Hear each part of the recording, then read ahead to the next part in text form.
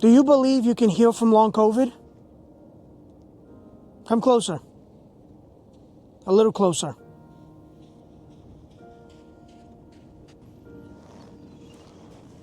Do you believe you can actually heal? I thought the same thing as you. When I first watched some of the recovery stories on YouTube and some of the podcasts, I couldn't believe it. I thought that these were fake recovery stories and that they were selling some sort of supplement or some sort of miracle juice that's going to heal me or cure me. Or I thought they were going to promote some sort of crazy diet or eat a carnivore diet. But all the recovery stories had a few things in common. They all spoke about meditation, joyfulness, self-compassion, self-love, breathing, yoga, being positive. So the first part of your recovery journey is to believe that you can heal. But what does it mean to believe? To believe is to be certain, to be sure of something. When you believe in something, you say, I know for sure. I am certain of that. Some examples of some beliefs are, maybe you believe that people in the world are inherently good people. Maybe you believe that people in the world are inherently bad people. Maybe you believe that life is fair, and maybe you believe that life is unfair. These are beliefs that any of us can have. But don't confuse beliefs with facts. Facts are just a piece of reality, of what's real. Believing is something you hold as truth. It's your truth. A belief doesn't need to be factual for it to exist or to even be powerful. Do you believe that the world is round? And I assume you might say, yeah, I do believe the earth is round. But when did you go outer space and see the earth with your own eyes? Naturally, the next question occurs in your recovery journey. Why do you believe you can't heal? I know naturally you may respond, well, Rob, my symptoms are so severe, there's just no way I can heal. The fatigue kicks in and it kicks my butt. I can't do anything. Oh my God, my pot symptoms, I get dizzy, nauseous, I can't lift anything, I can't walk. This is horrible. There's no way I can heal. And I get it. These symptoms, they scare you. And you will list reasons and evidence to back up your beliefs of, I cannot heal. Everything's stacked against you. You have all these symptoms every single day. These symptoms tell you that, you're never going to heal. And you have your own negative thoughts naturally. Don't guilt yourself. Don't blame yourself. This is just part of the journey. And so everything's stacked against you. This is hard work. Sometimes you can feel so discouraged, and your belief that you will never heal can actually be so powerful. If you feel that way right now, don't feel guilty or don't feel like, am I the only one? Everybody that has healed has gone through this. They've gone through episodes and stages and phases where they just get so discouraged, and their belief that they will never heal is so powerful. But you can unstuck yourself, and we're going to talk about that. Belief is this unshakable resolve, absolute certainty in something. And beliefs, for that reason, are so powerful. But there's something else about beliefs. What makes beliefs even more powerful are that beliefs are self-fulfilling. Whatever you believe will also come true. If you believe life is hard, then you will look at all the hardships in your life, and that belief will reinforce itself, and your life will definitely feel hard. If you believe life is enjoyable, you will look at all the evidence that backs up that life is enjoyable, and you will enjoy your life because of that belief of yours. Your beliefs, regardless of what they are self-fulfilling. That's what makes them extremely powerful in your life. I want you to open your mind, open your heart, and I really want you to challenge your own beliefs. Take a look at this picture. What do you see? You may see a young lady turning away with some sort of head covering and a necklace. Or you may see an older woman in the picture with a head covering, a large nose, and a large chin. Which one are you seeing? In the beginning, you may see one person, but after you take a little bit of time of staring at it, you may start shifting your focus, and you may start seeing the other individual, the other person in that image. Look at the younger lady. Now shift your focus. Now look at the older woman. You are realizing that you have power and choice over which face you want to see. This picture is your life. We can focus on those beliefs, on the evidence. You can choose to believe that you will never heal, or you can choose to believe that you can and that you will heal. But let's not forget that this is a choice, and it's yours to make. Like it or not, when you wake up every single morning, you make that choice every single day. Not making a choice is a choice. And look, I get it. I know you may be more inclined to be more negative, and that's okay. I have that same inclination. But you can make a choice to start seeing things more positively. I know it's hard in the beginning because you're so focused on all the negative evidence saying that you will never heal. I get it. I've been there.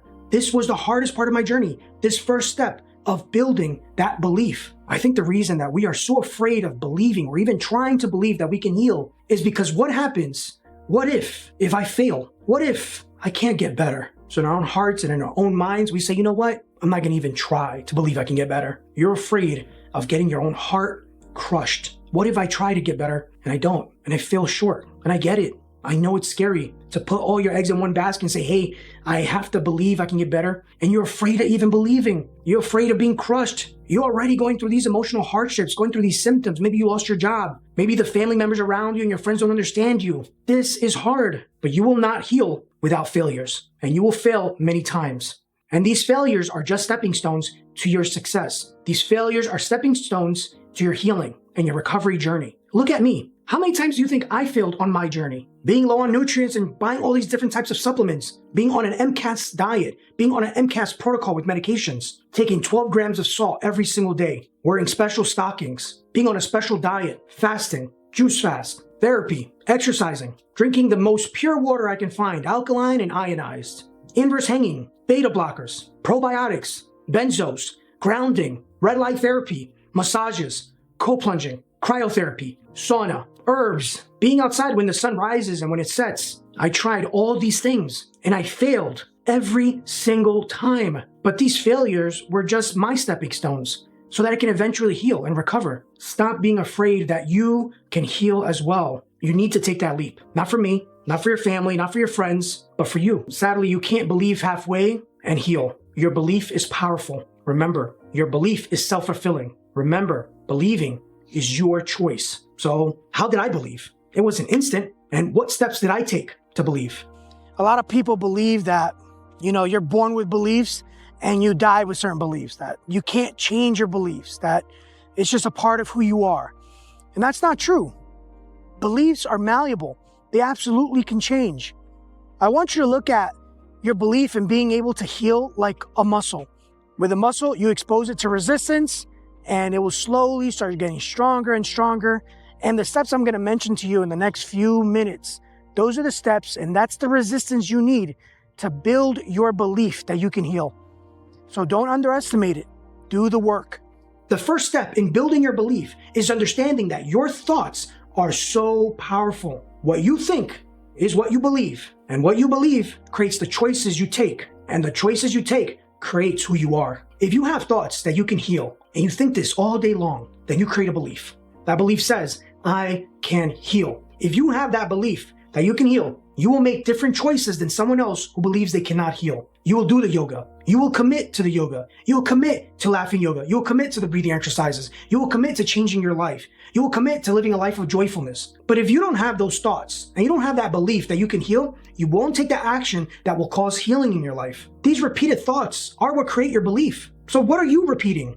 What are your thoughts saying all day long? Write it down. Now, those thoughts are really your beliefs. Challenge those beliefs. Challenge those thoughts. Ask yourself, is it the truth? And if they're not truthful, then become aware that you are just repeating lies all day long in your head. And these lies are what are holding you back. Once you notice you're repeating lies, repeat the truth. When you have a negative thought or a thought that's non-serving, it's not serving you, challenge it. Write it down on a piece of paper. Get it out of your head. For me, a big one was, I will never get better. I will never get better. That was a huge thought of mine. I kept repeating over and over in my head, I will never get better. I wrote that on a piece of paper one day and I said, Rob, is it true that I'll never get better? Is it truthful? Is this the truth? Universally, is this a reality? And then I realized that when I wrote it on paper and I really thought about it, really taking out my emotions out of it, I realized that no, it's not truthful. I mean, you go to Raylan's Aggles channel on YouTube alone, and you will see tons of interviews of how people have healed.